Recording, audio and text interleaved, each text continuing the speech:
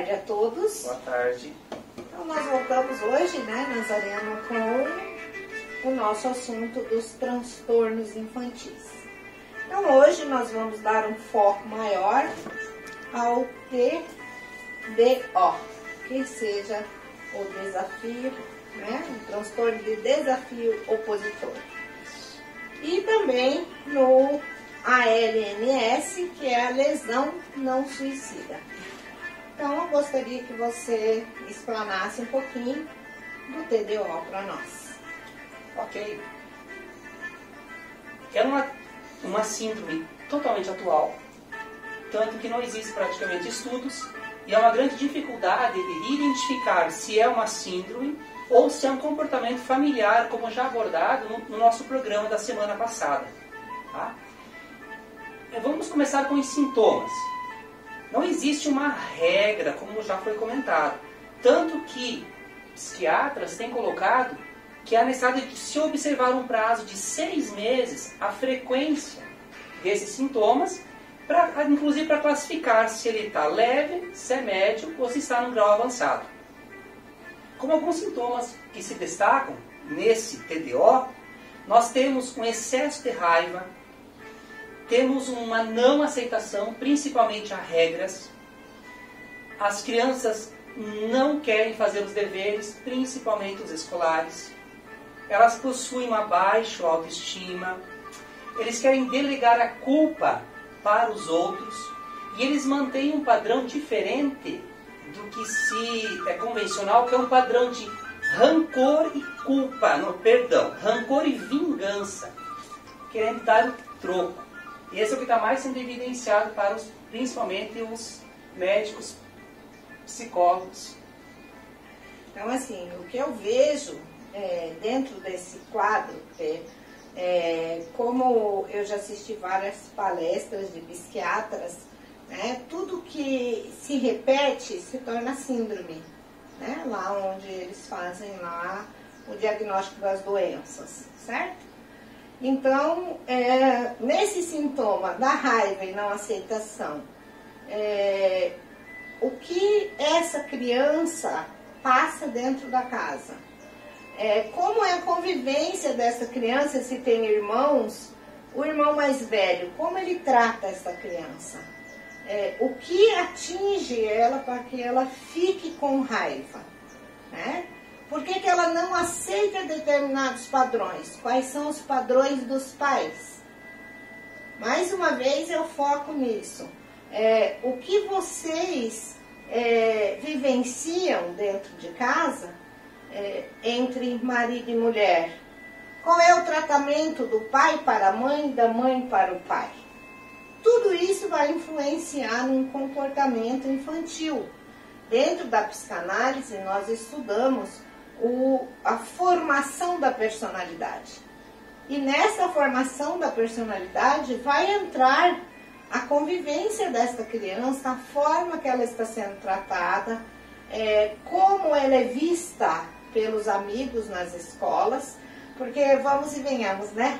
Na minha época não existia bullying. Não. Então nós éramos chamados, eu mesma era chamada de salchichinha, linguicinha, de tudo que era coisa. Né? A ligeirinha, a que brigava, isso e aquilo. Mas a gente levava isso na esportiva. Hoje tudo é bullying, né? Nós temos aí crianças que estão sufocadas. Crianças que não podem sair à rua, crianças que não podem correr sozinha num parque, super protegidas e que realmente vão sentir sensação de raiva, vão sentir sensação de abandono, vão sentir sufocamento e que isto vai afetar a personalidade desta criança. Então, isto é um dos exemplos entre vários que nós temos. Podemos citar também o que é muito comum nos nossos gabinetes, os pais procuram com as crianças dizendo: a criança não dorme sozinha, ela só dorme no nosso quarto. Por quê? Onde está a origem disso? A superproteção? O excesso dessa criança de cuidados? Aonde está a causa disso? Lembrando, doutora, nós somos terapeutas. E como terapeutas, nós não fazemos diagnóstico. O que colocamos aqui enquanto sintomas são estudados por psicólogos, psicanalistas, psiquiatras, tá? Nós estamos levantando algumas desses sintomas. Porque dentro da psicoterapia existem várias áreas. Então, o que vocês têm que entender também? Procure um profissional capacitado. Porque profissional da área de terapia tem que estar se especializando sempre, a cada dia mais. Porque como vocês veem, isso é uma síndrome nova. É uma síndrome que está aí virando moda, né? Então, a questão do não dormir sozinho. Qual foi? Nós temos daí lá no Corpo Explica, e entra outra terapia, né? Mas qual foi o momento da gestação desta mãe que este útero pressionou esta criança? Que ela se sentiu desabrigada. Então, aí entra todo um trabalho que teria que ser feito com pai, com mãe, porque muitas vezes o pai e a mãe estão transferindo o abandono que eles tiveram e super protegendo este filho. Então, é um contexto geral. Isso. Daí a necessidade de saber identificar quais são esses sintomas por profissionais qualificados e habilitados para isso. Para não sairmos, até porque nem devemos, sempre fazendo diagnósticos. Ou os pais, ele apresenta um sintoma esporádico. Não, meu filho tem isso. E acaba já rotulando, levando para medicações, muitas vezes, que não é necessário. E isso está acontecendo muito, né? Eu tenho aqui casos de crianças que já estavam tomando medicamentos. Claro que junto com o psiquiatra, jamais eu vou dizer que a pessoa tem que parar com o médico ou tem que parar com o medicamento, né? Mas que acoplando as terapias juntas, essa criança se recuperou a tal ponto que não precisou mais tomar medicamento, ou seja, começou a dormir sozinha, perdeu o seu medo. Então aqui também entra uma coisinha, que muitos pais, mães, né, ou pessoas que cuidam das crianças, dizem que essa criança, se você ficar lá sozinha, o bicho vai te pegar, algo vai acontecer de ruim para você. Então essa criança vai sim crescer insegura, totalmente insegura. Então tudo isso tem que ser analisado quando nós estamos fazendo um trabalho terapêutico, seja na psicanálise, seja no reiki, seja na parte do Theta Healing, seja em que parte for da holística verdadeira, tá? Sabemos que esse será um outro assunto que nós vamos debater em outros programas. Aí vamos pensar assim, dentre os sintomas que foram abordados, quais são as causas? Porque muitas vezes a gente aborda, aparece o problema, mas qual é a origem? Se você não tratar a origem, acaba virando uma medicina tradicional, onde você traz medicação, amenizando o sintoma e não faz o tratamento. Como a principal causa, os psiquiatras também destacaram algumas evidências. Por exemplo, violência doméstica, muito comum, infelizmente, na nossa sociedade atual. Abusos físicos e sexual, também está muito recorrente. Isso nós estamos tendo alarmantemente, né? Vamos colocar que nós temos uma pandemia de saúde, mas nós temos uma pandemia de abusos e de agressões no nosso país muito grande, principalmente contra crianças. Inclusive, aumentou muito as taxas de violência doméstica nesse processo, né? Tanto que outra causa é o conflito dos pais. A criança assiste, ela vê o conflito do adulto, dos seus cuidadores e dos seus pais. E também, outro fator interessante, o uso dos pais ou de responsáveis de, vamos colocar assim, substâncias ilícitas, que também tem afetado muito quanto uma causa desse transtorno na criança. Crianças, uma coisa que afeta muito a sua criança, e eu deixo um alerta para os pais, porque é a questão das separações, né? E os pais, muitas vezes, a mãe ou o pai, usa essa criança como ponto de referência para afetar o outro. Então, parem um pouco. Pensem no que vocês estão fazendo na personalidade do seu filho. Até porque isso é crime. Alienação parental. Né? É um crime hediondo, considerado hediondo. Então, reflitam. Até há poucos dias eu recebi na minha página alguém dizendo, desdenhando do marido, falando mal, lavando roupa suja nas redes sociais. Né? E a minha resposta para essa pessoa foi a seguinte, que os pais têm que criar vergonha na cara. Vocês me desculpem, mas essa é a realidade. Tá? Por quê? Porque não deu certo o casamento. Filho é para sempre, é para ser amado, cuidado e respeitado, se vocês querem ter os respeitos dos seus filhos. Vamos continuar trazendo mais umas informações sobre essa síndrome? Aí vamos lá. Identificado esse processo, não foi tratado. Quais são as complicações? Vamos colocar algumas para vocês. Se posso colocá-las, se quiser complementar depois. Uma delas, a criança, chegando já na adolescência, porque é um processo que vai ser construído. Inclusive, a adolescência, podemos estar aí tratando de outros assuntos, outros programas, que tem muito assunto pela frente. Um baixo desempenho, tanto profissional quanto escolar, dessa pessoa. Um comportamento antissocial, porque automaticamente ela vai se isolar. Ela vai ter dificuldade de controlar os seus impulsos, então ela vai ser uma criança agressiva, né? E não podemos destacar também que, ligando a todos os fatores, ela vai buscar uma satisfação, novamente, no uso de substâncias ilícitas. Sim, com certeza. E hoje a gente tem muito, né? Olhando pelos atendimentos que nós temos dentro da clínica, nós ouvimos pais dizerem, eu não aguento mais o meu filho. Eu não sei o que fazer com ele. Espera lá. Quem manda? Vamos colocar assim. Quem é o progenitor? Sou eu. Eu preciso ter um contato com este meu filho. Eu preciso saber como chegar nele. Foi eu que criei. E se algo está errado nesta criação, eu tenho culpa nisso.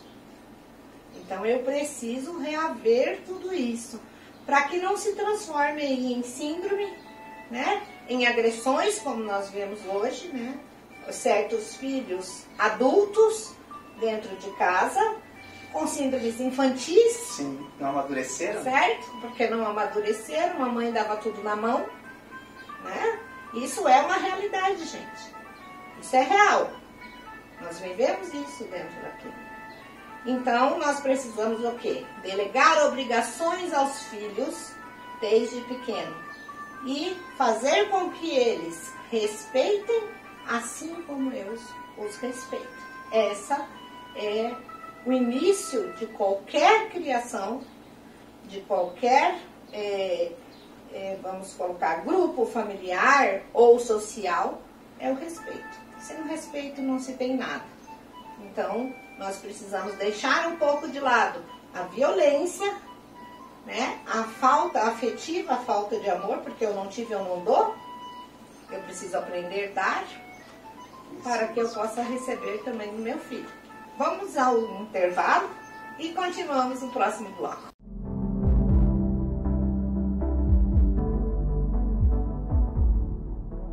A Armarinhos Pérola está há mais de 40 anos em Francisco Beltrão, abastecendo todo o sudoeste de Armarinhos. Na rua Sergipe, fone 3523-3236. Armarinhos Pérola, faça-nos uma visita.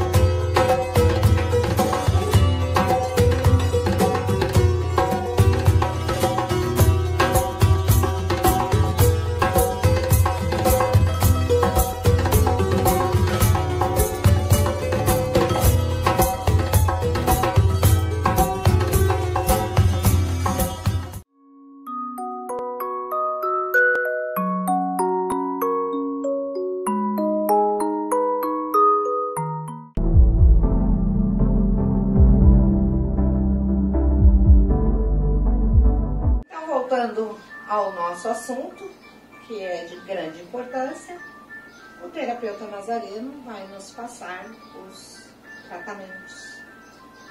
Como também é uma síndrome nova, já elencada anteriormente, não existe um tratamento, um protocolo.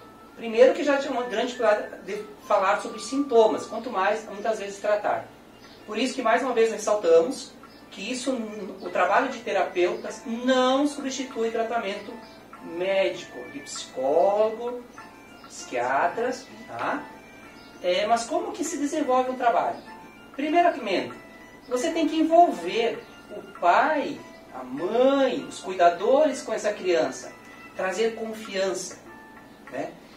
Muitas vezes se observa também que deve ser dosado, porque muitos pais querem ser o amigo do filho, tem que ter autoridade, como a doutora comentou no primeiro bloco, tem que haver um respeito, há que ter um fio de navalha, vamos dizer assim, entre liberdade e autoridade.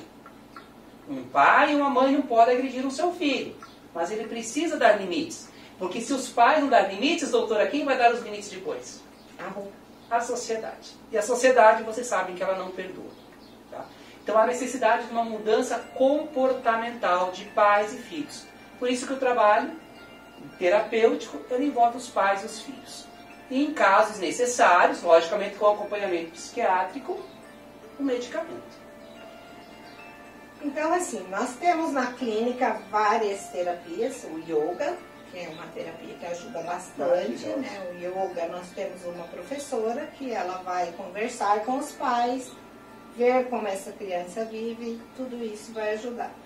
Vamos ter também o reiki infantil, né? Em breve. O terapeuta Nazareno Daniele atende no Instituto uma vez por mês e atende também em Realeza. Então, você que é de Realeza, ou da região da região próxima, saiba que também temos lá um terapeuta que também trata a parte infantil e adolescência, ou aborrecência, como nós dizemos às vezes. Mas eu espero que este programa acorde um pouco vocês como pais, cuidadores, professores, para que possamos melhorar a cada dia as nossas crianças. Elas estão pedindo socorro e não estão sendo ouvidas. Eu conto com cada um de vocês para que a gente possa estar aí ampliando e abrindo um campo maior para visionar, né? E supervisionar isso com as nossas crianças. Um ótimo final de semana a todos. Namastê. Namastê.